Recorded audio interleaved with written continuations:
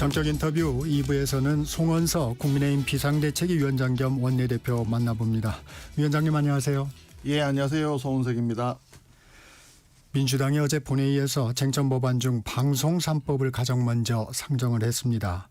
1순위로 방송 3법을 선택한 배경 어떻게 보십니까? 예, 아마도 정청래 대표가 그 검찰, 언론, 사법 장악을 추석 전에 마치겠다 이렇게 얘기를 했는데 그 부분이 좀 영향을 미쳐서 방송법부터 먼저 시작한 것이 아닌가 이렇게 추측을 하고요. 그리고 사실은 지난번에 관세 협상이 이루어지고 그다음에 세제 개편안이 발표가 되었는데 네. 거기에 대한 그 국민들 특히 개미 투자자들의 반발 또는 실망, 불만 이런 것들이 터져 나와가지고 굉장히 주식이 급락하지 않았습니까? 네. 그 때문에 아마 노란봉투법과 상법을 먼저 강행하기에는 좀 부담이 생기지 않았을까 그렇게 이제 추측만 해볼 뿐입니다. 내부 상황이라서 잘 정확하게는 알기가 좀 어려운 상황이 있습니다.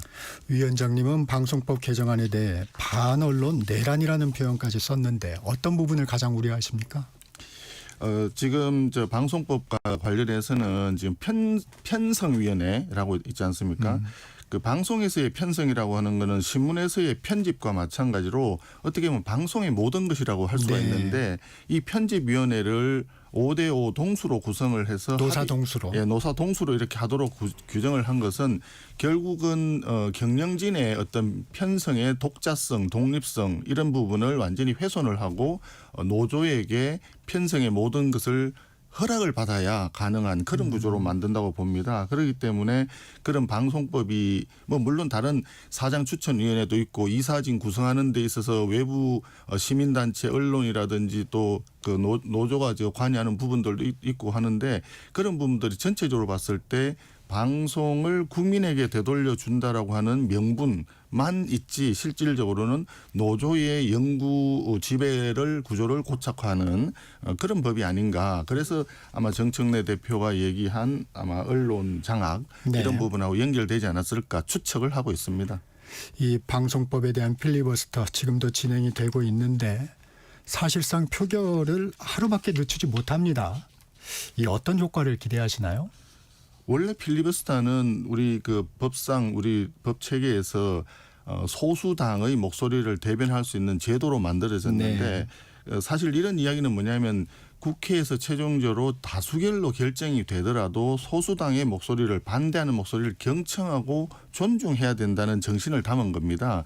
그래서 과거에 이제 필리버스터를 할 때 그 DJ도 굉장히 장시간 하면서 네. 그런 기록을 세우기도 했고 했는데 최근에 와서 재작년부터인가요? 이제 그 더불어민주당이 주도적으로 다수당이 되면서 필리버스터 자체를 또 무력화시키는 일을 했어요. 그게 뭐냐? 회기 쪼개기를 통해서 24시간이 지나고 난 이후에는 그냥 이거 필리버스터를 강제로 네. 중단을 시켜버리는 거죠. 그래서 이런 부분이 지금은 사람들이 이 부분이 그냥 늘 그래왔던 것처럼 그 생각을 할 수도 있는데 오해입니다. 과거에는 필리버스터를 하면 사흘날 일주일 열흘 계속 쭉 했었죠. 그런데 그것을 어느 순간 그 이렇게 살라미 전술로 해가지고 회기 쪼개기가 나왔던 겁니다. 그래서 이런 부분들에 대한 우리가 반성부터 시작을 해야 되고 필리버스터 자체로 해서 지금 말씀하신 대로 우리가 이 법을 하루 정도 표결 늦추는 거 이외에는 지금은 물리적으로는 할 수가 없는데 현실적으로. 네. 현실적으로는 그렇습니다. 그러나 필리버스터를 인정을 했던 그동안의 관행과 법 체계에 있어서 어떻게 하면 다수결로 가지만 소수의 의견을 포용하고 갈 거냐. 그리하여 국민들 모두로부터 어느 정도의 동의와 이런 걸 받아서 갈 거냐. 이런 걸 생각할 때 굉장히 지금은 잘못 가고 있다 하는 생각을 가지고 있습니다. 한마디로 입법 독재라고 할 수 있죠. 쟁점법안 처리가 줄줄이 예고돼 있습니다. 필리버스터 외에 민주당의 입법 공세 좀 저지할 수단 고민하고 계신 게 있으신가요? 지금 현재로서는 민주당의 입법 공세에 대해서 저지할 수 있는 물리적 수단이 그렇게 많지는 않다는 건 사실입니다. 그러나 이 부분과 관련해서 우리가 눈여겨봐야 될 부분은 뭐냐면 가장 강한 것은 부러지게 되어 있습니다. 그렇기 때문에 권력을 쥐고 있을 때 권력이 이것이 영원할 것이라고 착각을 하고 국민들을 상대로 해서 입법을 강행할 경우에 국민들로부터 당연히 반발을 사게 될 것이고 그 여론을 집권 여당이 아무리 다수당이고 하더라도 무시를 하기가 불가능할 것이다. 이런 생각을 합니다. 그 과정에서 언론과 방송의 역할이 그만큼 중요하다고 저는 생각을 하고 언론과 방송을 통해서 현재 집권 여당이 얼마나 무리를 하고 있는 것인지에 대해서 좀 많은 국민들께 소상히 알려졌으면 좋겠다 하는 생각을 가지고 있습니다. 국민 여론에 호소하시겠다는 말씀으로 들립니다. 네, 국민의힘은 국민과 함께 입법 독재, 일당 독재 시도에 대해서 강력하게 맞서 싸우겠다는 말씀을 드리는 겁니다. 민주당 정청래 대표가 선출됐습니다. 정청래 대표, 내란과 탄핵 반대에 대해 사과 반성하지 않으면 국민의힘과 악수하지 않겠다고 합니다. 어떤 말씀 주시겠습니까? 예, 그 참 이해하기 참 어려운 발언입니다. 일단 우리 당을 내란 세력이라고 규정하고 계속 내란 하는 것도 사실은 이해하기가 어렵습니다. 동의가 안 되는 부분입니다. 우리 당이 예를 들어서 윤석열 대통령의 계엄 자체를 내란이라고 하느냐 여부도 이제 수사나 재판. 결과에 나오겠지만 설령 그렇다더라도 우리가 비상계엄을 했는 것도 아니고 왜 내란 세력으로 하는 건지 그거는 좀 과잉으로 프레임을 잡아간 것이다. 이렇게 생각을 하고 우리 당 의원님들이 얘기했던 것은 다 좋다. 그리고 비상계엄 했는 부분에 대해서는 우리 당도 사과를 하고 했었습니다.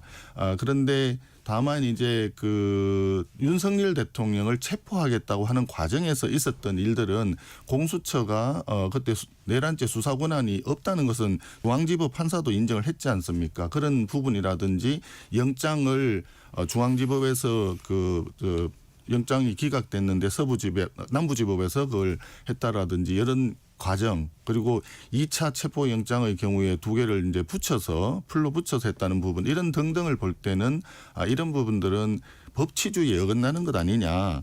어쨌든 대통령을 관계돼 가지고 대통령이 잘못을 했다 하더라도 그 이후에 진행되는 과정은 법에서 헌법이나 법률에 정해진 과정에 따라서 절차적으로 적법하게 가야 되는데 그런 부분에 문제가 있었기 때문에 우리가 법치주의를 지키자라고 하는 측면에서 의원들이 나섰던 것인데 그런 걸 가지고 내란 세력인 것처럼 얘기를 해서 한다는 것은 좀 잘못된 것이다라는 생각이 들고 또 그다음에 설령 그렇다 하더라도 지금까지 국회 관행상 여야 대표가 새로 선출되면 새로 선출된 당대표가 다른 당의 당대표를 이렇게 예방하는 것이 그동안의 오랜 관행이었습니다. 네.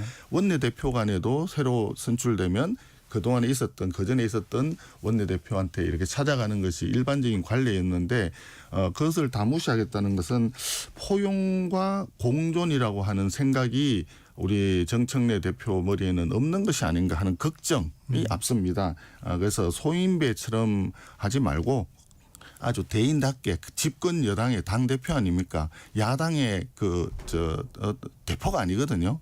과거에 야당이었을 때는 자기들이 대표 노릇을 해야 되겠지만 지금은 집권 여당 다수당의 당대표이니까 소인배다운 행동을 하지 말고 대인처럼 좀 했으면 좋겠다 하는 말씀을 드립니다. 이 정청래 대표가 하는 얘기 중에 이 탄핵 반대에 대한 부분은 좀 어떻습니까?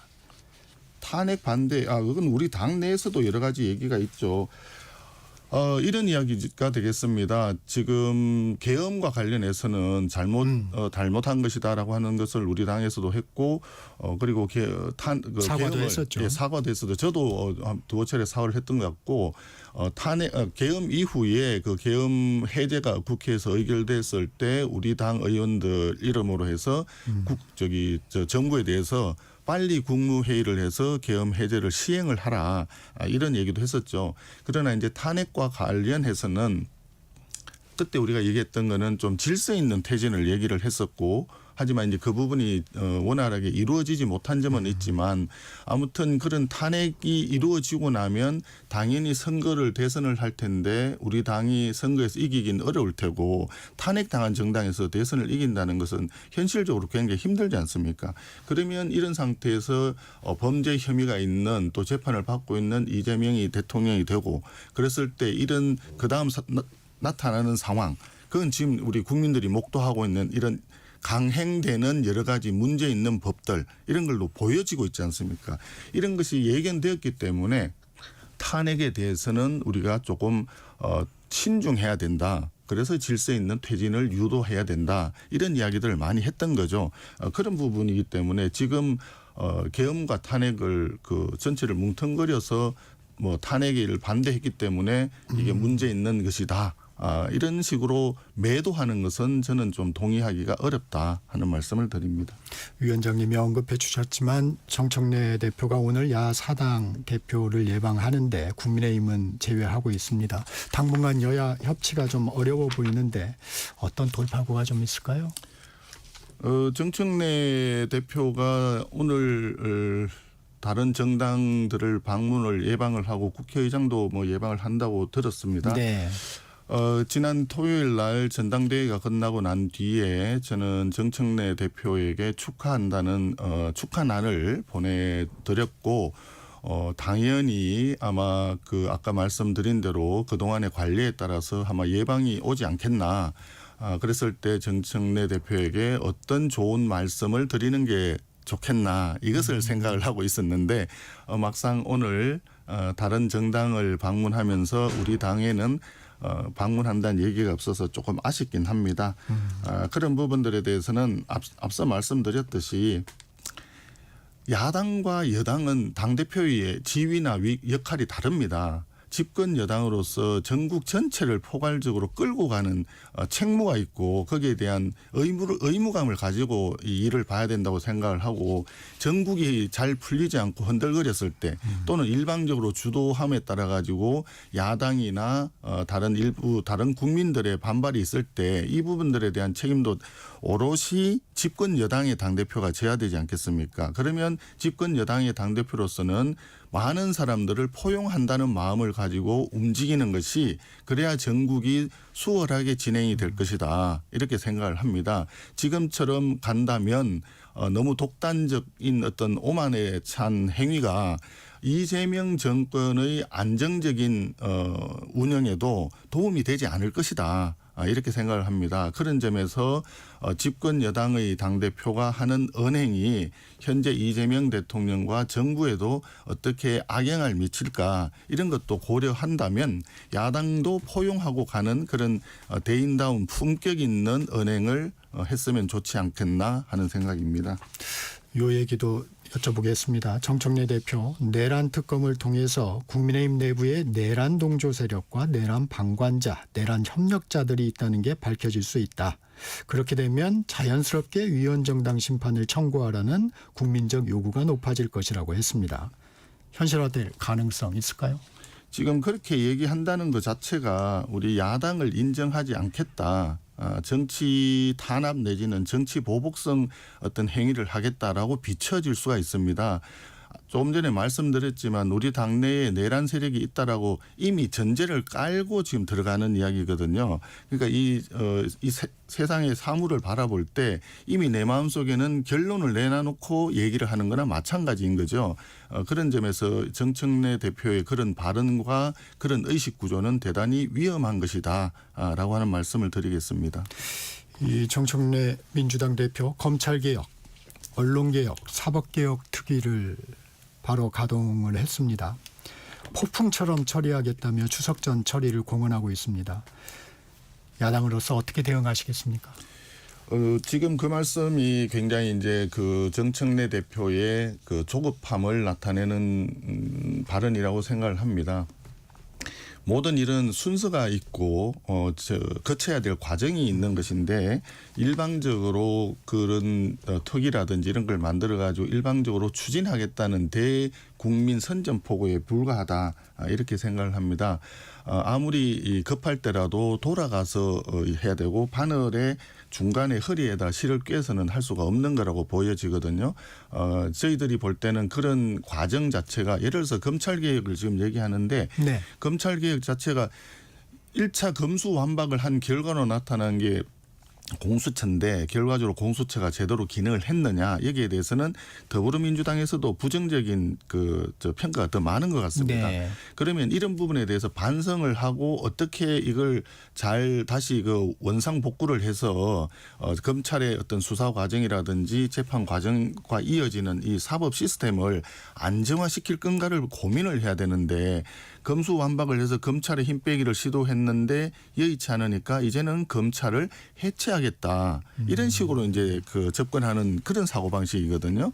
이런 사고방식은 대단히 위험한 사고방식이고 지금까지 대한민국이 건국되고 난 이후에 80여 년간 이어온 대한민국의 헌법과 법률에 따른 어떤 법치주의라든지 이런 기본 헌법적인 질서에 대한 강한 도전으로 국민들은 이해할 수밖에 없다. 이런 생각이 듭니다.